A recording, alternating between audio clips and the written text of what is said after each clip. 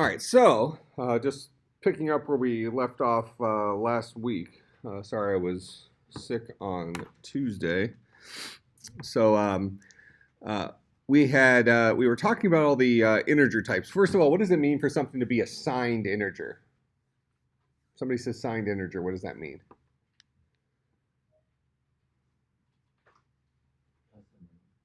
Yeah, it could hold negative numbers, right? It can hold positive and negative numbers. All right, so like for example, if we have a signed byte, and this guy is 8 bits, the range of values is negative 128 to positive 127, and we saw that as an example here. Here's the largest. Um, this is the largest binary number for a signed byte. So one of the bits is used for the sign, the rest of them is used for the magnitude, the value. So this is 2 to the 0th place, 2 to the 1st, 2 to the 2nd, 2 to the 3rd, 2 to the 4th, 2 to the 5th, 2 to the 6th. So 1's place, 2's place, 4's, 8's, 16's, 32's, 64's. So 64 plus 32 plus 16, so on and so forth, all adds up to, what was this, 120, 127, 128, negative 128 to positive 127. So this should be 127. Okay. So, and then we were answering the question, we have all of these different types, bytes, shorts, ints, longs for holding signed integers. Why do we need so many different types for holding signed numbers? Memory conservation. Yeah, memory used to be expensive. And memory used to be very limited. So we needed tools for having more granular control about the amount of memory we were using to store stuff, to remember things. This all gets back to this idea of how do humans solve problems. We remember things, we ask questions, we use repetition. So we're dealing with remembering things right now, and these are the Java primitives. Realistically speaking, if we need to hold whole signed numbers, we're probably going to use integers. If that's not big enough, we're going to use a long. If that's not big enough, we're going to use one of the object types that we'll talk about. Now, chars are actually an unsigned 16-bit value. Okay, so what's the range of numbers that exists in a char if it's 16 bits and it's unsigned? So what does it mean for it to be unsigned? If signed means it can hold positive and negative numbers. Unsigned means it can't hold a sign, so it only holds positive numbers, 0 to something. So what are the range of values that will fit into a char? That will fit into a 16-bit unsigned integer. See if we are putting together the two pieces here when I explained the stuff up here and got these ranges. What's the range of values that will fit inside of a 16-bit unsigned number?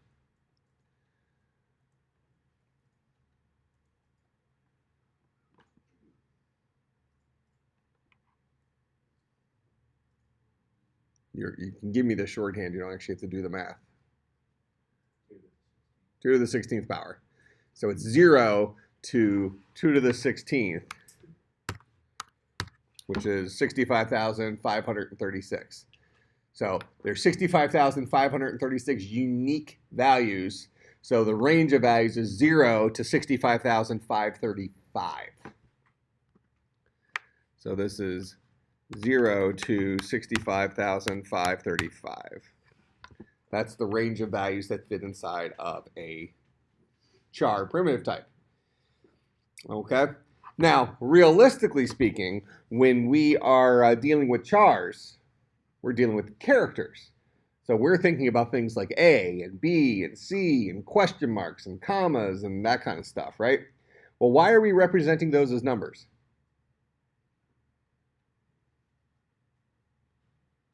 Why not just store an A or a B or a C?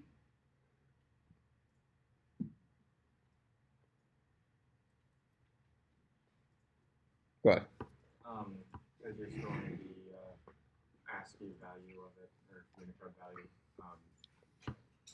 like an agreed upon numerical code of what each number should. Okay. So we're dealing with digital logic, right? And we've talked about this binary thing, these ones and zeros. And we've seen how those are very, very good at mathy things.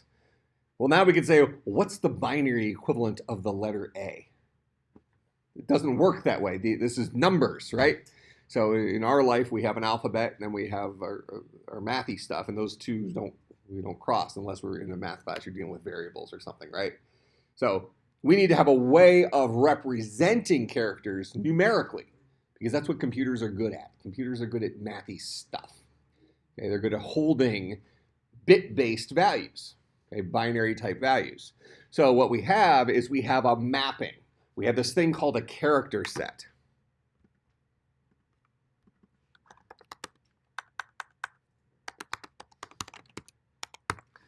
Okay, we have a thing called a character set, which is a mapping between a number and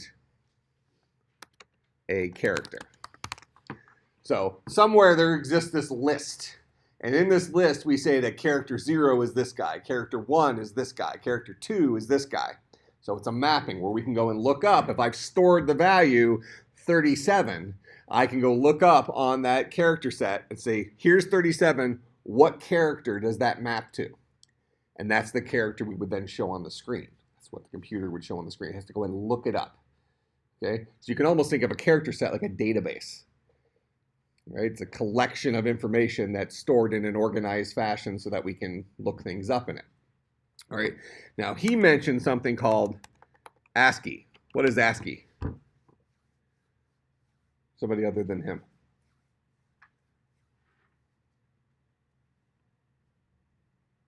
Well, I'll give you a hint. Since it's on a slide that says character set at the top, it's probably one of those, right? Go ahead. Okay, it's a character set. What? So this is an 8-bit set. So that is 0 to 255 so 256 unique characters are represented on the ASCII character set. This is the American Standard Code for Information Interchange. You don't have to remember that, but that's what it stands for. Okay? So now, this is from some of the early days of computing for multiple reasons. First of all, we had a limited number of characters we were using anyways, and from most Americans' perspective, the only language worth knowing is English, right? But how many characters are in the English language? Okay, so double that, we're at 52 for the upper and lowercase. Then we can throw some punctuation in there, and probably 75 or 80 probably covers it. Okay, so we have a whole bunch of extra stuff. What do we do with that? We had smiley faces, and we had like various playing cards. You know, like, oh, we're not going to fill that in with other languages. We'll fill that in with just wasted widgets. Okay, so those black boxes are very useful. Yeah, well, no, I get it, especially for some of the early ASCII games. They would draw images using those guys. But in any case, ASCII was kind of our early character set. But then, anybody know what the character set we use today is? Okay, what does that stand for? Unicode, yep. All right, so we have something called Unicode, and Unicode is 16 bits. So this is 0 to 65,535. So we have 65,536 unique characters mapped on the Unicode character set, indexed from 0 to 65,535. So now we have things from other languages. Okay. I don't think every language on Earth is represented, but let's call it the ones that the computer people decided mean something. It's an IEEE thing, so these are the language that the IEEE folks decided are useful languages in the world. So probably some obscure language in Africa or something like that isn't represented. So they're being treated unfairly. But in any case, we can represent a lot more characters. The first 256, this is a superset of ASCII. So the first 256 characters of Unicode is the ASCII character set. Everything after that is extra, new stuff. Okay? So Java, as well as most of our modern languages, the char primitive type is a representation of the Unicode character set. Okay? But at the end of the day, the only difference is whether we're using 8 bits or 16 bits to represent the value. Why didn't they just switch to 9 bits or 10 bits? Why did they jump to 16 bits from 8?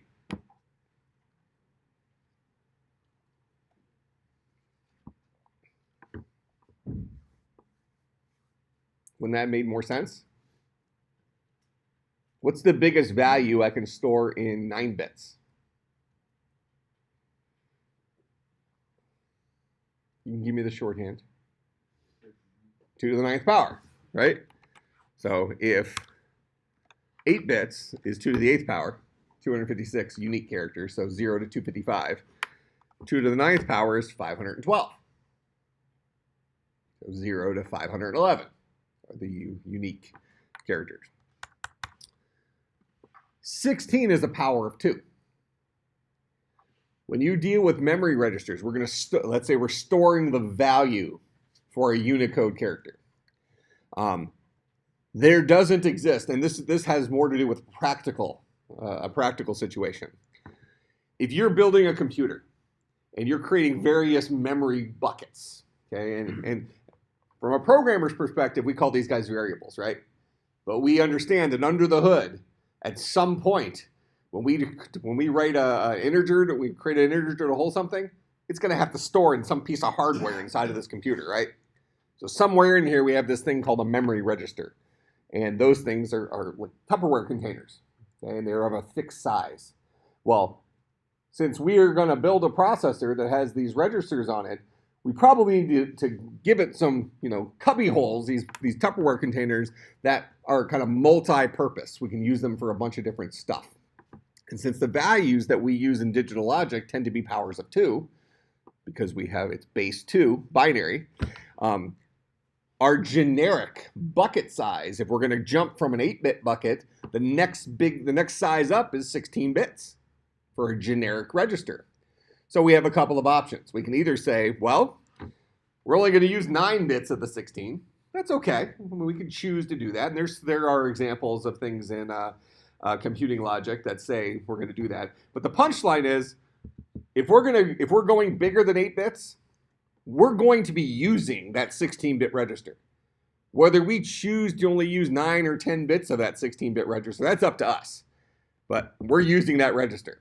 Okay? And the way this works is we're storing a value in that register. So you don't get this real life example of you got this big Tupperware bucket and you put shoes in half of it and tax documents in the other half of it. You can't, we don't really have that. Now, realistically, if you're writing the software, you could do that. Okay. In fact, our 16-bit registers in i386 assembly language have a high and a low. So you have a high 8 bits and a low 8 bits, so you can actually separate it. But typically, we wouldn't do that because that starts getting a little bit difficult to manage. So we can think about that in real life as well. If you have a whole bunch of opaque containers under your bed, and those containers are half filled with one thing and half filled with something else, it might be a little bit unwieldy where the thing you're looking for is. Same thing's true with computing. If you're dealing with large values and you just decide, well, we're just going to do everything in 64-bit registers, and we can put our 32-bit integer in the first half and then another 32-bit integer in the second half, and we're just fine. That works out to a point until you start having overflow carry bits and stuff, which we're not going to get into in here. But the punchline is it's inefficient to try to store 2 values inside of one register from a programming perspective, because now you need to piece out where those values are and decide whether this variable is stored in the high or the low half of this bucket. So we're better off from a performance perspective saying this Tupperware container is for a value. So if we have 16 bits to work with, we might as well use 16 bits. So they created the Unicode character set and decided here is the 65,536 characters that we're gonna that made the cut. Okay. So when we come back here to our char primitive type, we need a value type that is capable of holding a numeric value that can then be used during runtime to look up on the Unicode character set the corresponding character. Now, this is where typed languages come in. When I say a language is strongly typed, what does that mean? As opposed to a loosely typed language. What is a strongly typed language? Go ahead. Okay, we're specifying. We're required when we create a char. We're saying something like char C is equal to A, something like that. And the char would be lowercase, but they capitalized it for me, whatever. Now, under the hood, that A is going to get stored as this numeric value, which I think is what, 65? I think A is a 65. 97. So then 65 is uppercase A, or something like a 60-something. So in any case, so he's saying it's 97. So if we went and looked up the ASCII character set, we'd find that at bucket 97. We looked at the Unicode character set, we'd also find it at bucket 97. So under the hood, this is actually being stored as the binary equivalent of 97. It's the value that's actually being held, and it's being stored as a 16-bit value. So if we want to convert 97 from decimal to binary, we're going to divide 97 over and over again, recording the remainder. So now we're learning how do you convert from a decimal number to any base. In this case, we happen to be going to binary, so we're going to be dividing by 2 because it's a base 2 number. So 97 divided by 2 is 48. 48 times 2 is 96, so we have a remainder of 1. 48 divided by 2 is 24. 24 times 2 is 48, so we have a remainder of 0. 24 divided by 2 is 12. 12 times 2 is 24, so we have a remainder of 0. 12 divided by 2 is 6. 6 times 2 is 12. We have a remainder of 0. 6 divided by 2 is 3. 3 times 2 is 6, so we have a remainder of 0. 3 divided by 2 is 1. 1 times 2 is 2. We have a remainder of 1. 1 divided by 2 is 0. 0 times 2 is 0 with a remainder of 1. We know we're done when we get to a 0 there in that last part. So once our final division gives us a 0, we're done doing the conversion. We read our answer from bottom up. So this is 1, 1, 0, 0, 0, 0, 1. That is the binary representation of 97. But we have to represent that as 16 bits. So this is 1, 2, 3, 4, 5, 6, 7. So we have 7 bits there.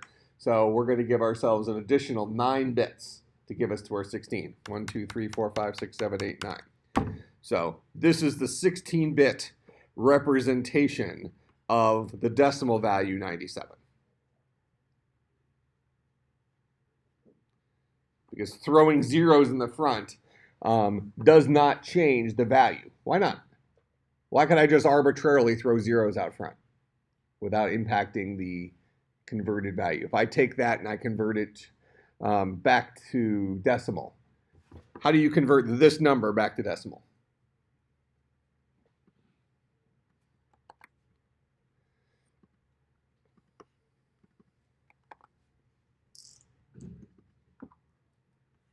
So this is the ones place. The 1 is at the ones place. 2s, 4s, 8s, 16s, 32s, 64s, 128, 256, so on and so forth. And what do? We multiply the value there. So this is 1 times the ones place plus 0 times the 2 place plus 0 times the 4s place, so on and so forth. So all these are going to be 0 times that place, which isn't going to change the value at all. Make sense? So you can always pad out front in a binary number and not change its value. But we can't pad at the end, because padding at the end will make, if I put another 2 zeros here, this guy's no longer in the ones place. Now he's in the 1s, 2s, 4s place. So that does change the value of it. Make sense? All right, so this would be how the char A would be stored numerically in a 16-bit Tupperware container, 16-bit bucket. They're called hardware registers on the computer. That's how we would store it. All right.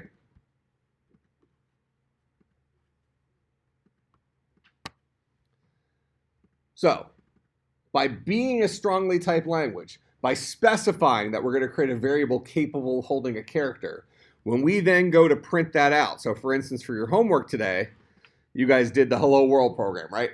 So you just kind of went through the motions of getting Eclipse working and doing your Hello World program. So you did a system.out.println inside of your main method. And in this case, I'll go ahead and print out C. Okay, C is a variable. So that means I'll have to resolve C to its value. Now, even though I'm telling you that the value of C is in fact the number 97, because a char is a 16-bit unsigned integer. We don't think of them like that. We think of them like characters, but in fact it is an unsigned integer. So the value of C is a 97 in this case. But because Java can look at this C and say, okay, I have a variable here. I need to go and resolve that variable. Here's its value. It's 97, but its type was char. Therefore, I'm going to take that one extra step of going and looking it up in the Unicode character set. That way, when I show it on the screen, it'll be an A, not a 97. If I want to see the 97, I would do something called typecasting. I would put in parentheses before the C the value I want to convert it to. So now I'm saying, go ahead and treat the value of C as a integer. Go ahead. So are chars and ints kind of interchangeable in Java like they are in C? Like if a function in C requires a char input, then you can input an integer and it'll work just fine. So can you do the same thing in Java? Okay, so if a function, for example, is expecting a character, right, can you pass it a 97 and have it taking it as an A? It does work the same way as C, but Java is going to give you an error saying that expects a char given an int, in which case you would have to then say you want the char version of 97. I'm going to kind of show you that as an example here.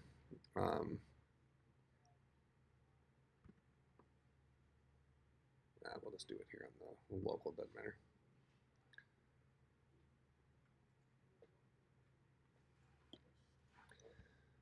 All right, so let me, here's a guided walkthrough of creating Hello World application. How many of you did that one? Was it decent? Yeah. All right. So I'm going to go ahead and create a new Java project. And we'll call this guy CSC250 Fall 2017, because we'll be doing some stuff in here for a little bit.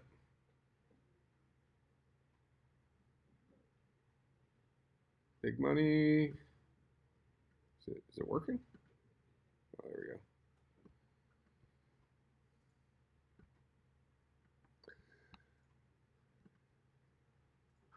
All right, so in my source folder here, I'm going to go ahead and right click. I'm going to create a new class.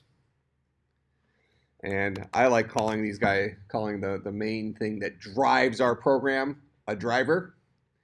All right, and good reason for that is when I say the word driver, what does that mean to you in, let's say, I don't know, real life? When you think about computers, what is a driver? You get a new graphics card and you install the driver. What are you doing? Installing the software. Software associated with it, right? And what does that software do? It runs the device. It drives the device. That's what it's called, a driver. So with a graphics card, for example, built into your operating system, you have the most generic, because when you first put a brand new, your new $1,000 graphics card into your computer, it works right away, right? But you're not getting full functionality. Okay, so what it says is, look, this is a VGA compatible graphics card. So we will go ahead and we're going to treat it as the lowest common denominator. It's going to be a VGA card. So there is a built-in driver in Windows or the Mac OS for VGA. So you got this $1,000 graphics card that's acting like a $5 graphics card when you first plug it in. Okay, but at least it spits stuff out on the screen. Okay, because it's using the VGA driver. So it's using this generic program that knows how to speak to that graphics card in the most basic way to get something on the screen. When you install the special AMD or the special NVIDIA, or special ATI or special NVIDIA software for it, you're going to get a richer set of features because now this program, this driver, knows how to talk to that brand new graphics card with all of the bells and whistles that it knows how to do, showing more resolution and all this other stuff. So it's a program that drives that graphics card. So it's a driver, but it was written specifically for talking to either that card or that class of cards, as opposed to that generic VGA card. So when we write a piece of software here, we are writing a program that does something. Effectively, we're writing a driver. In this main class, we're going to start talking about multiple objects, which is kind of the thing we talked about near the end of 200 with Python. We were just starting to create objects, so we're going to kind of jump into that pretty quickly just after we get the introduction of Java here. We're going to have multiple classes in our applications we write, with the main class being something maybe we call driver, because that's driving the application. Naming convention only. You could name your main class whatever you want. In fact, chances are you probably called for your homework, you probably said public class hello world or something like that. But I like to call it driver. That kind of just gives me an indication when I'm looking at a big list of files over on the left that that's where main lives. Because we have this saying that all programs begin and end with main. Throw it out here.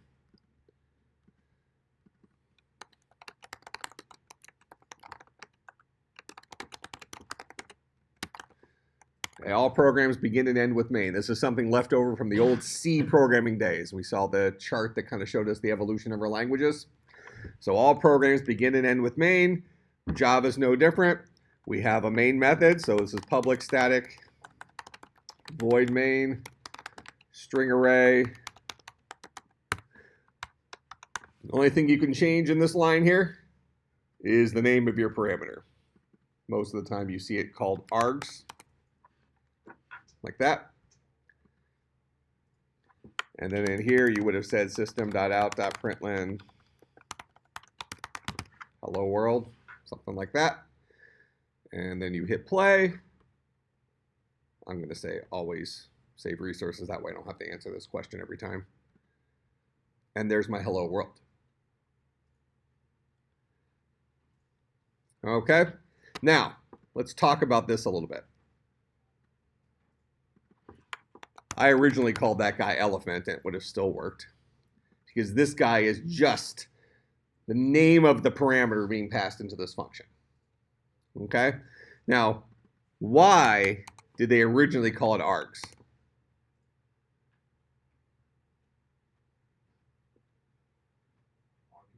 Yeah, it's the command line arguments. And this really, again, came from a language like C. So if we kind of come out here real quick, I'm going to do VI, let's just do test.c.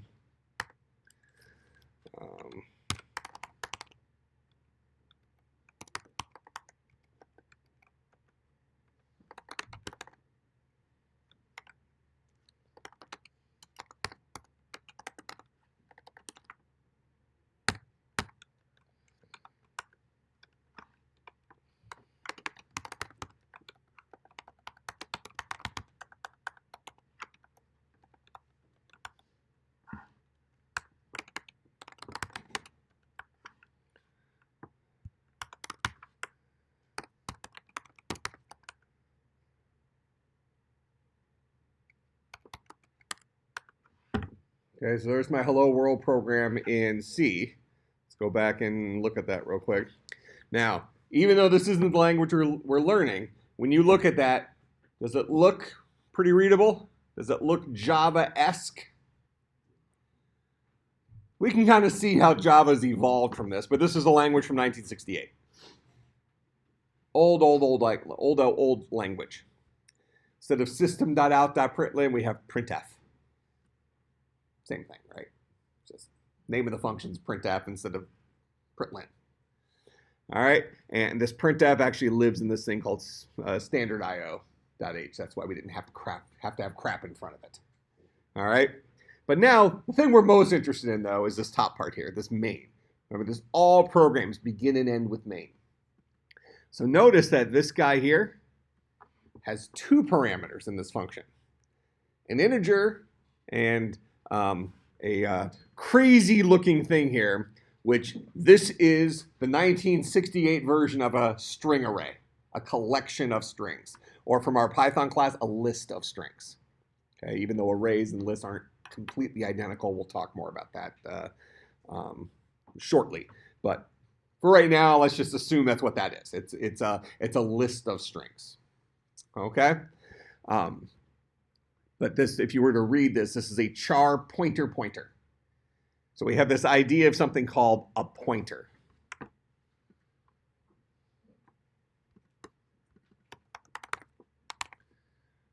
All right, now we've listed all these Java primitive types. What's a pointer? I think I talked about that last semester. It's a memory address. So this is a primitive type which holds a memory address. I did talk about that in 200, right? Anybody corroborate that? Or at least sound somewhat familiar-ish? Okay, so we have this thing called the pointer.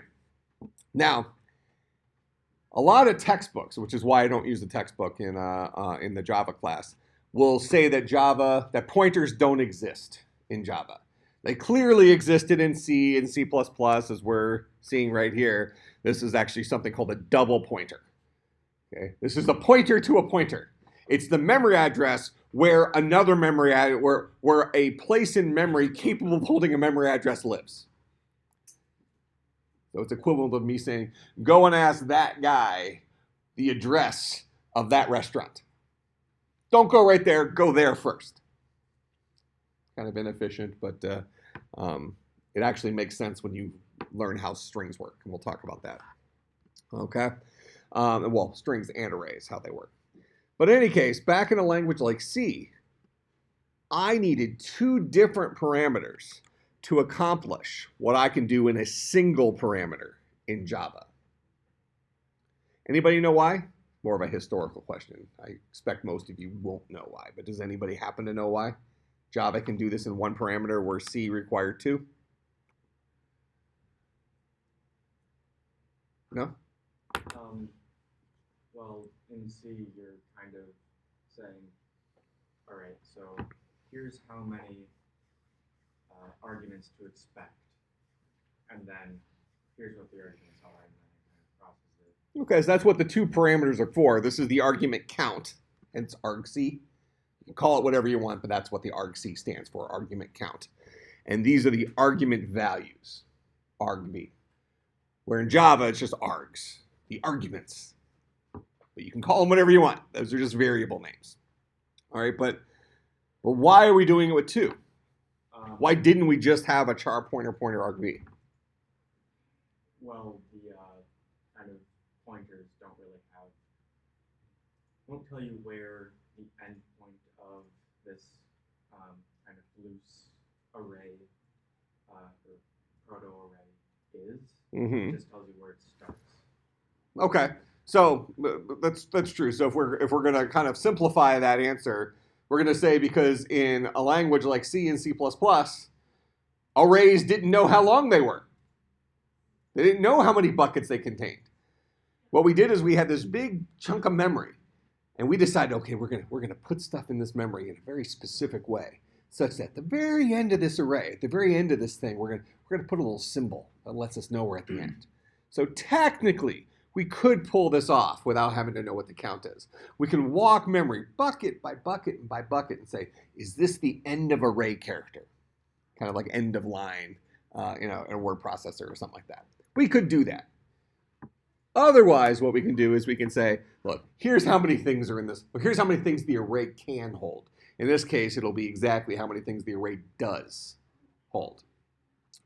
All right, and to kind of show you this real quick.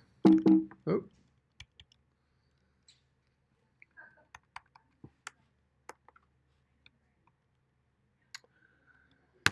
Let's see, what version of the compiler is this? I think we're going to be doing %s. That should do it. Might need to be a %p. arg v.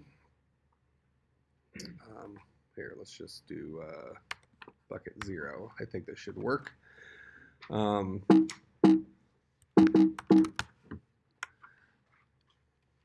let me compile this again. Oh, ./a.out.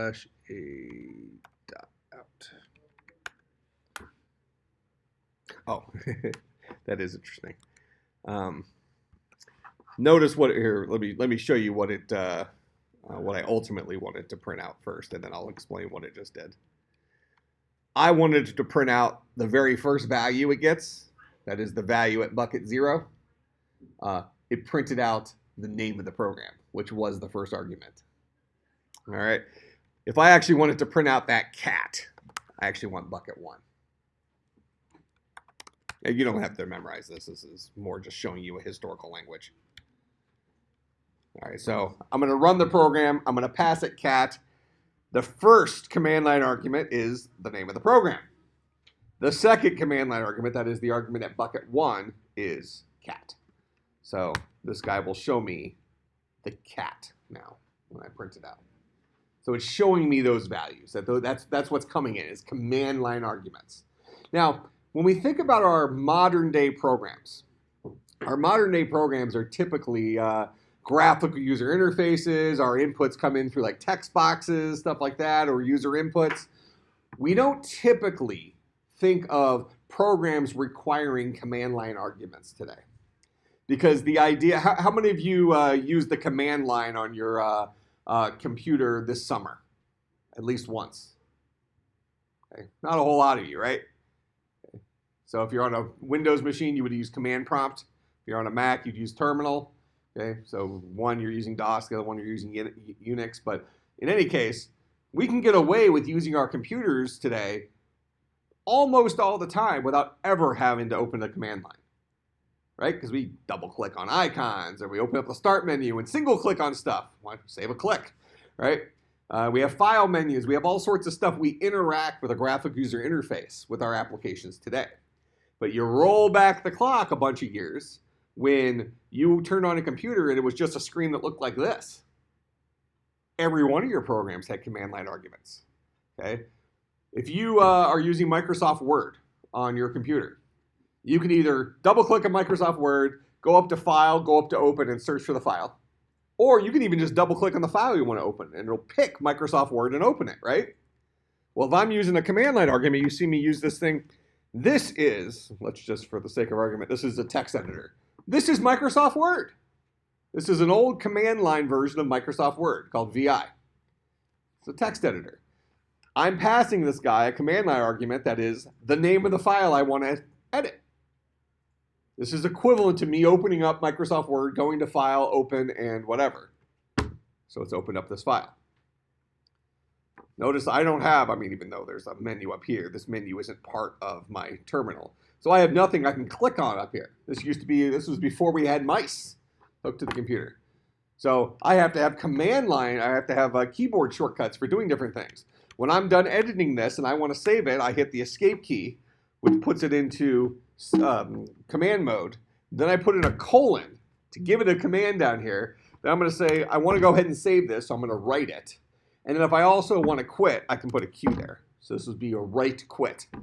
Save it to disk, go ahead and exit it. That way I can go ahead and try to compile it. Doesn't that sound like fun? Doesn't that make you feel like you're really using your computer?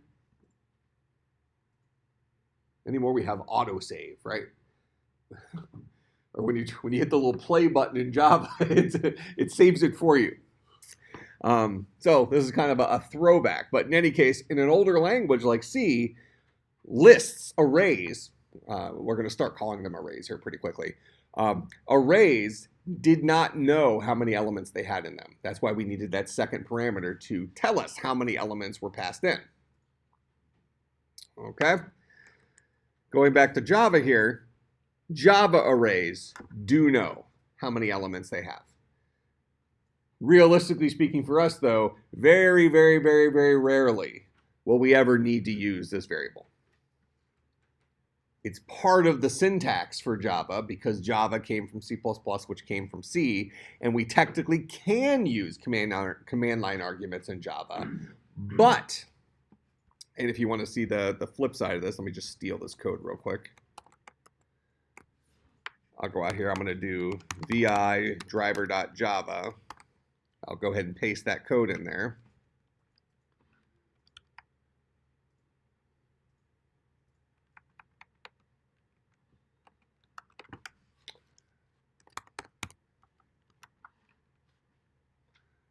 I actually think for Java, it does not give you the name of the program. So we might need to give it 2 command line arguments to give it the number 1 there.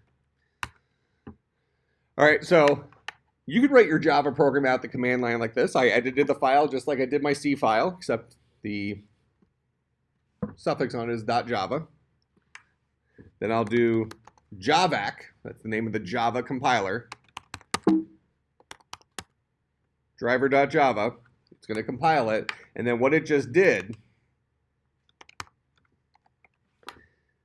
is it gave me a new file called driver.class, where when I compiled the C program, it gave me a file called a.out, which was an executable. Now, the driver.class, what do you think that guy is? Remember we talked about Java runs in a virtual machine? Go ahead. Yep, this is the Java bytecode. This is the low-level language that the Java virtual machine knows how to run. So if I want to run it in the Java virtual machine, I'll call the Java virtual machine, which is just called Java, and I'll type in the name of the class. I don't say .class, I just say driver. Press enter. Oh, I need to actually give it a command line. Yeah, so they don't give you the, so I'll do cat dog. So this is bucket 0. This is bucket 1. We don't get the name of the program in Java. So this will show dog. So Java works just like C or C++ does, or very similarly, right? But this isn't the way we typically work with Java. Now, if you're an IT professional, though, remember I mentioned probably first day of class how a lot of IT people think of that IT means no programming, computer science means programming. The reality is computer science is 75% creating software, 25% using what's been created. IT is 25% creating, 75% using what's been created. Both of them still have a creation component, which effectively for us means programming. But this is going to be much more similar to what an IT professional might do to write software.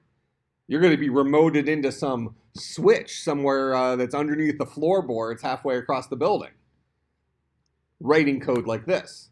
Now let me ask you, how many of you would rather write code like this or rather write it in a nice tool like this where you just hit play? Which is better? Now, the cool kids would say, well, this one's better. It's like the equivalent when you go to the gym and the people are using like those really archaic machines, like they don't even use like the normal free weights. They're like, like tying stuff to like benches and it's like the strongman training stuff, right? This is like, you really feel like you're using your computer with this. This kind of feels geeky. This is the geekier version, right? But if you're programming day in, day out, this will get old pretty quick, won't it? It's cool for the first day to say you did it. But then, kind of like hitting the play button. This makes life a lot easier. These are the tools that computer science folks use, but not the IT people, or at least not always the IT people. Sometimes you'll have access to tools like these, but sometimes you're going to be working on a remote machine where your only interface to that machine is something that looks like this. So now you have to learn all these extra little tools like this for writing this code. that make sense? So IT does not mean no programming, which means everybody should take 300, even though it's not required for IT. All right, so the reality of the situation, though, is a computer science person will very, very, very, very, very rarely ever use the command line arguments. An IT person might. They might have they might write a script that creates a new user account.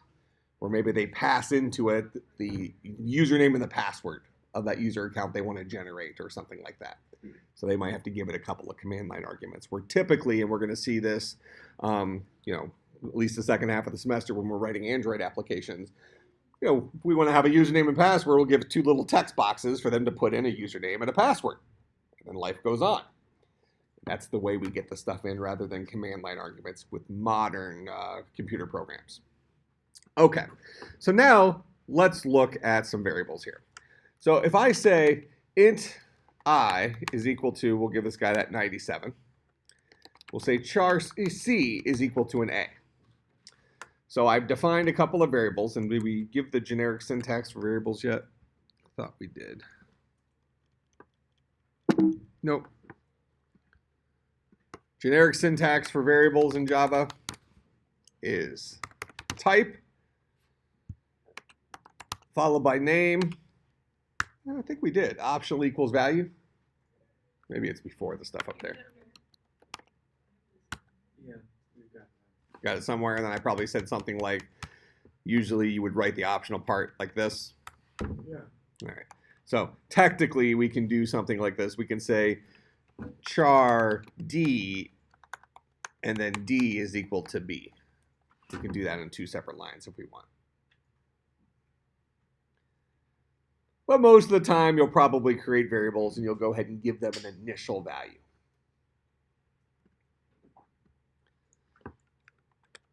Now, if I print out, so println knows how to print strings. It knows how to print a whole bunch of different things. And I'll show you why it knows how to do those things later on when we start getting into objects and looking at documentation.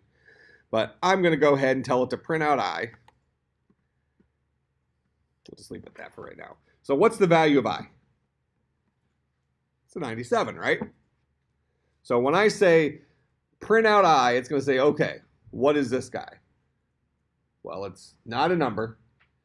It's not a literal. That means it's not like the letter A or the string hello. It's not a set value.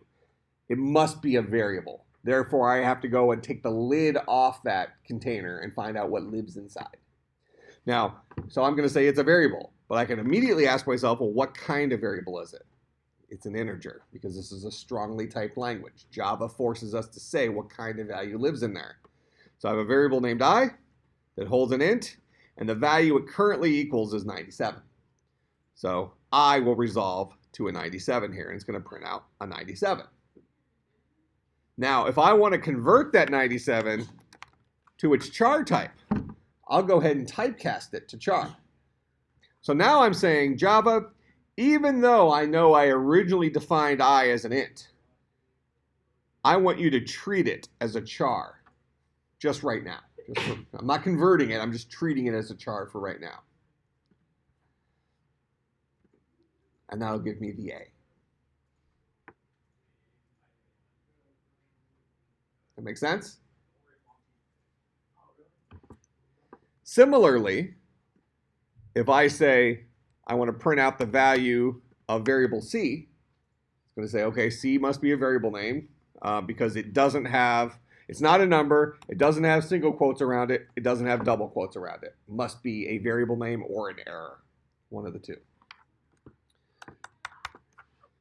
So I want to print out C. C is a char. Get the value of C. What will the value of C be? Trick question.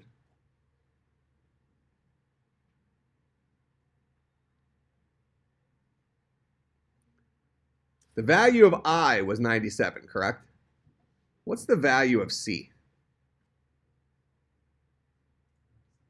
It's 97. Okay, because C, a char, is an unsigned integer, right?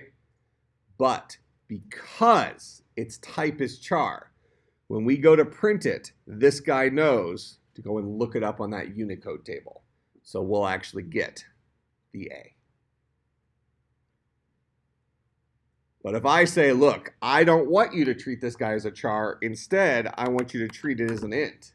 It will give me the true value of C, which will be the 97.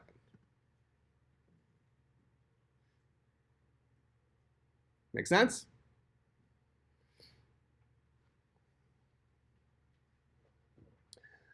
Okay, questions about that? Kind of basics of variables in our char primitive type.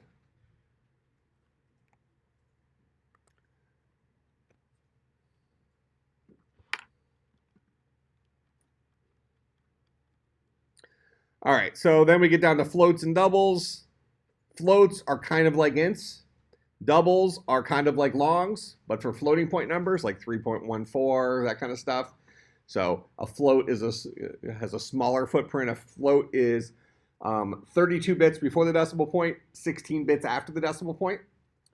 A double is 64 bits before the decimal point, 32 bits after the decimal point. So that's the size of the, so that's 96 bits for a double. That's the footprint of a double in memory. Okay? Now, you don't have to memorize these things. I'm not going to test you on, how many bits long is a long or something like that. But I do expect you to understand these concepts. Okay? But you should also be able to do things related to these concepts. So, for instance, if I ask you what the largest signed 8-bit number is, you should be able to give me this 127. Not because you memorized it, but because you can calculate it. You can give me, 7 ones because it's signed. One of the bits will be used as a sign value, and then convert 7 ones into 127. That make sense? So it's not because I'm asking you to memorize this list. I'm asking you to know how to convert binary. If I say it's an 8-bit signed number, the fact that I said signed makes you immediately drop one of the bits because that guy's going to be set to the side because he's going to be used for the positive or the negative. So now you have 7 bits to work with for the value. So you're going to say, okay, well, I have 7 bits. What's the largest 7-bit number? It's 7 ones, a bunch of ones. So now convert 7 ones into the decimal equivalent. So this is 2 to the 0, 2 to the 1, 2 to the 2. Add it all up, you get 127. Make sense? All right. So floats and doubles, pretty much the same argument as ints and longs. Boolean is true or false. So now going back to a historical language like C, C represented Booleans as integers. It is a 0 or a 1. Now I promise you under the hood in Java, it's doing the same thing. But Java will not let you do math with a Boolean. If you try to convert a Boolean into an int, I'm about 99% sure of that. This should give me an error, yeah. Cannot cast from Boolean to int. So Java, being a more modern language, kind of puts some protections on you. The statement I usually say when we went from C++ to Java, we made that jump, is a language like C++ empowered the programmer to do stupid things. Empowered the programmer to do stupid things. Where Java decided that it's, we're going to go ahead and we're going to make decisions for you that always make sense. The prime example would be in real life, and I probably used the example with this class before. I did it in 200. C++. If you're inviting somebody to a party, you would give them the address where your house lives, the pointer to your house, as opposed to the house itself. Right? You wouldn't hand them the house and say, open the door at 8. Instead, what would you do? You give them a piece of paper that has the address on it, or you text it to them, whatever, so they can go and find the house in memory. Okay? Find the house in Mequon or Grafton, whatever. Well, the same thing is true here. This isn't a size argument. It's more of a sensical argument. If you're dealing with trues and falses, which is a Boolean type thing, you're asking questions. This is related to our asking questions aspect of how we solve problems. While in C and C++, you could technically do math with those numbers because they happen to be zeros and ones under the hood. But can you think of one good example when you'd actually want to do math with a Boolean value? Like, it doesn't make sense to do math with it. Just because you could, just because you happen to know that under the hood, it's a number, so you could add 3 to it in C. You would never add 3 to true. Those are not equivalent things. Does that make sense? Now, what's interesting, though, is I can say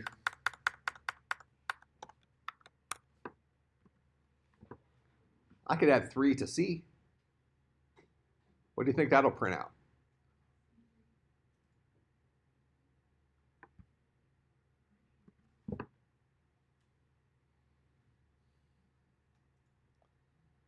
When I put the plus sign there, it went ahead and treated C as a number. It says, you must want me to deal with that guy as an integer because we're going to do some math. And then if I go ahead and I say, give me the char version of that, give me D.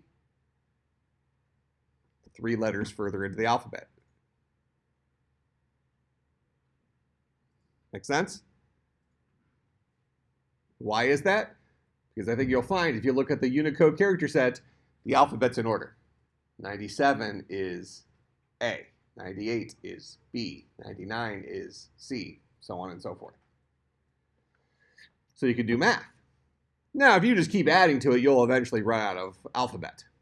So if I say C plus 300, we're playing with fire here as to whether or not Eclipse's output editor here supports whatever character that is.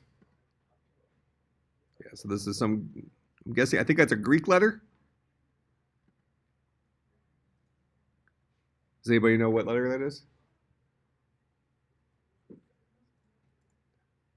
Let's say it's Eta.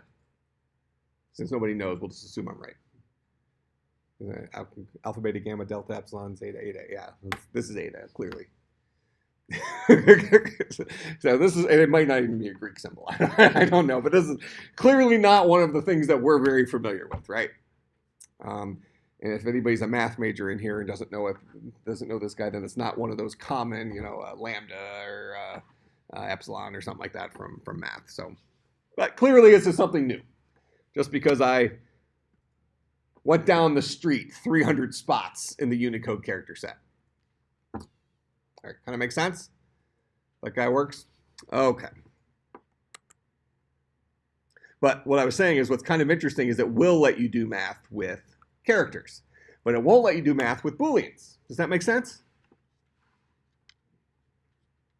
Well, potentially. You might want to jump down the alphabet or jump through the Unicode character set numerically, and so that at least it's plausible. That might be something that's useful. But Boolean, I mean, it's going to be a stretch. Yeah. If it's already considered a char, why do you have to specify that's a char? Because, so you're saying this. When I said C plus 300, C is a char, 300 is an int. C plus 300, that type is an int. It would only concatenate it if one of the sides was a string. So for instance, if this was that,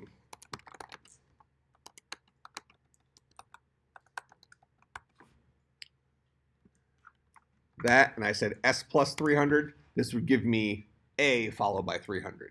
This wouldn't do math. This would treat it as concatenation. So it's only with chars, then? Yeah, because a char is a numeric type.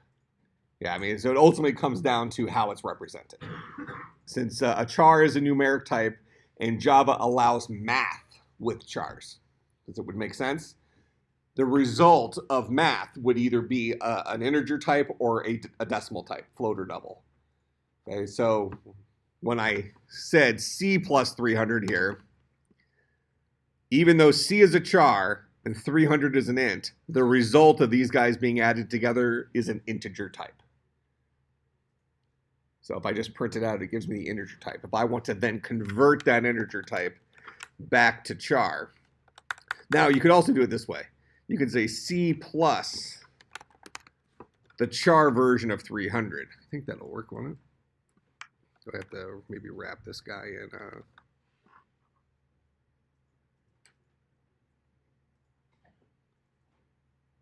Oh, I have an extra.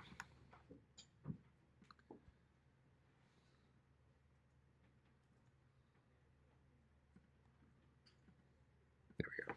So C plus the char version of 300 will say, oh, it still treats as a integer type.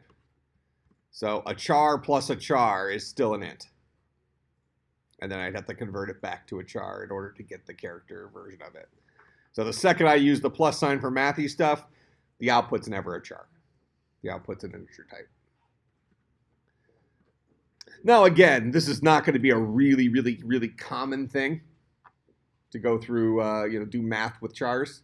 But because of the way the Unicode character set works under the hood, it's certainly plausible that you might need to do this at some point. So, for instance, you can write a for loop that goes through the alphabet.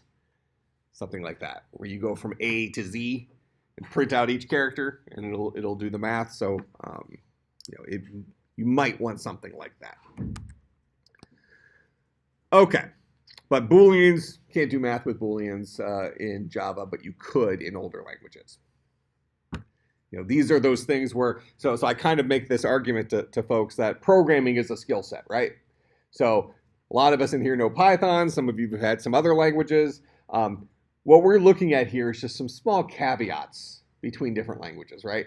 The languages as a whole, like we looked at we looked at the Hello World program from 1968. And it did not look completely foreign to us compared to what you did for your homework yesterday, right? Or probably an hour before class.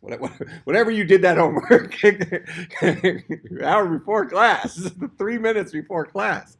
But it looks like something that's familiar to us now. We can tell that those languages are closely related, right?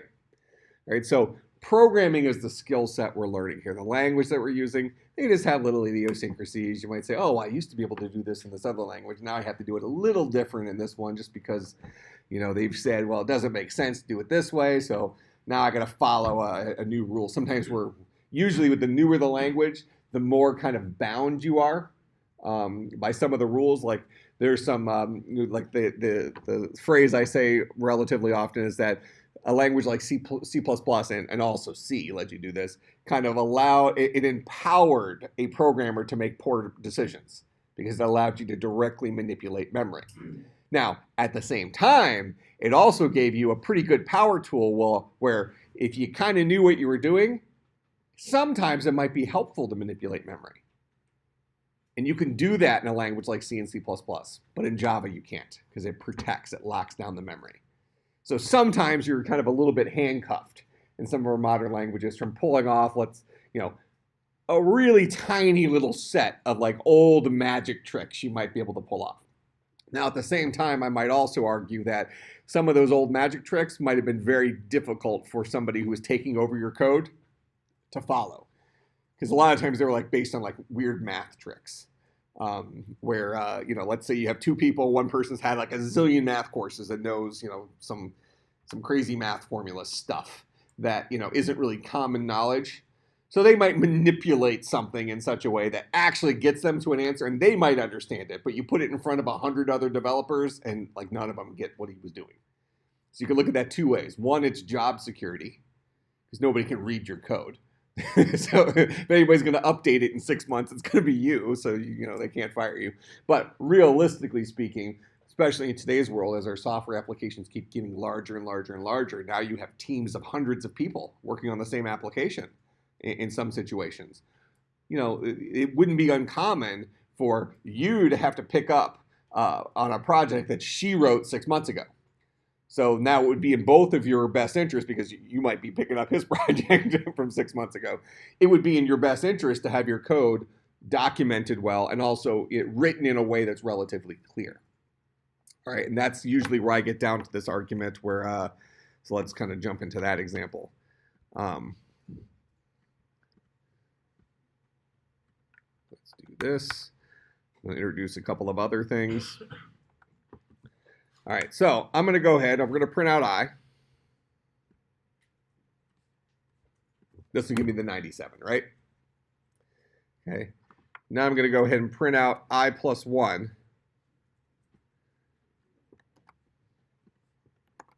And then I'll print out I. So what will I plus 1 be? What will this be? Back to 97, right?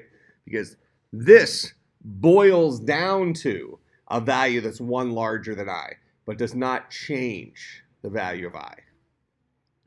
So this is going to be a 98 followed by the original value of I, which was 97.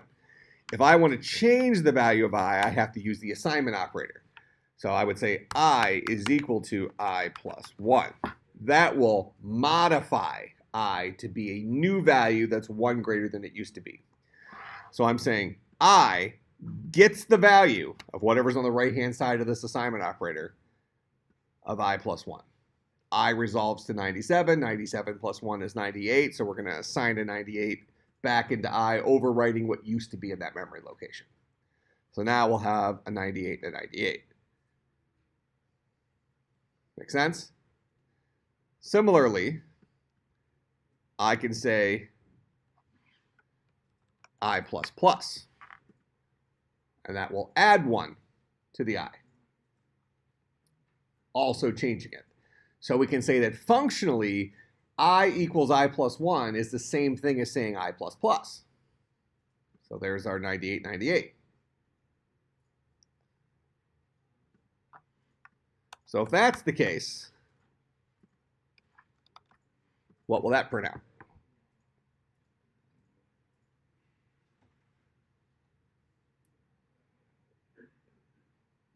We just saw that I plus plus indeed increases the value of I permanently, right? When I put it on its own line, we had a 97 followed by a 98. I'm sorry, we had a 98 followed by a 98 because the I plus 1, this guy will always boil down to 1 greater than I. It's just not changing I.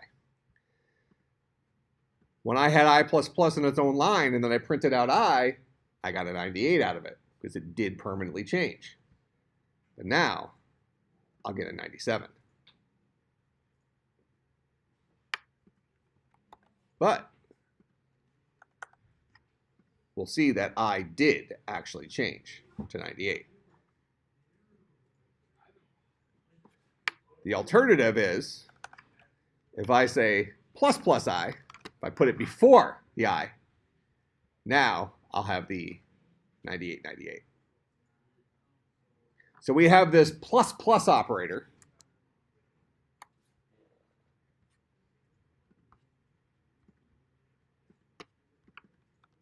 That can be, and we also have a minus minus operator.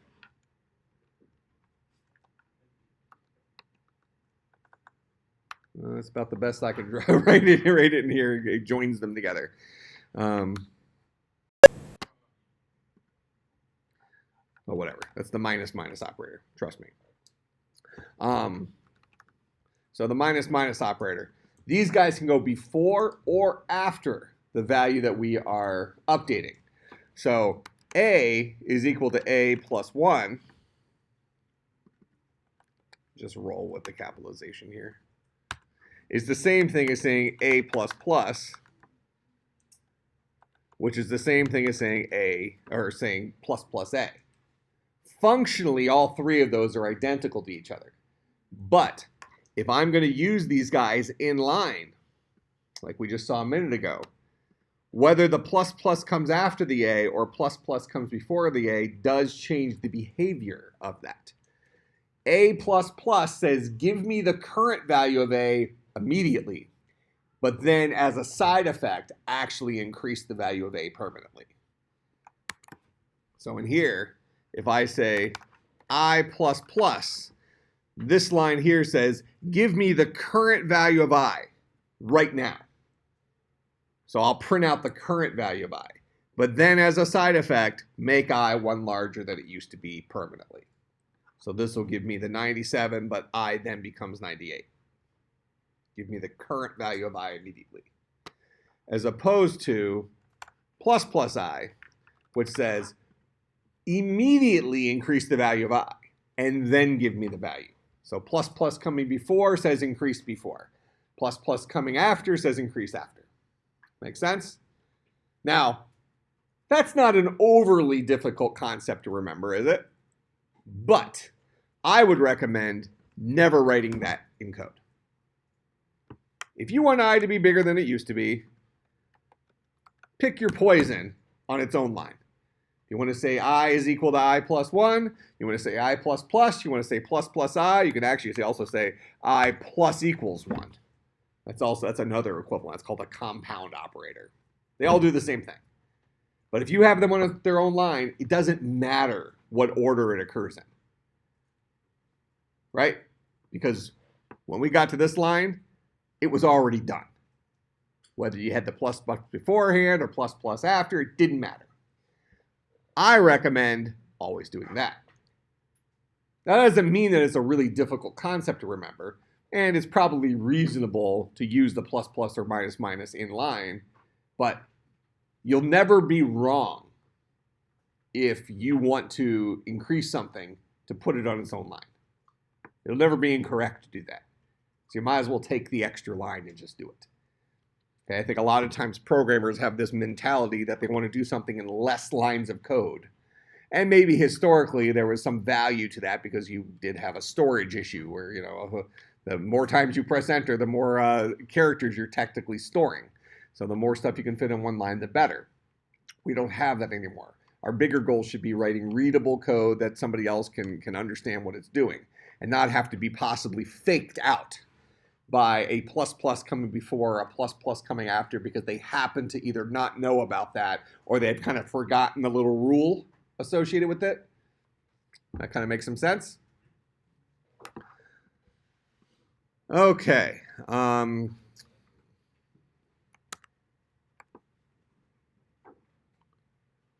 that's the plus plus stuff. Minus minus works the same way. Let me go ahead and quickly then, we're actually out of time. All right, so we're going to start off on Tuesday. We're going to introduce conditionals, and we're going to introduce loops, and then we're going to have a programming assignment that'll be due Thursday. Sound good? All right, I'll see everybody on Tuesday.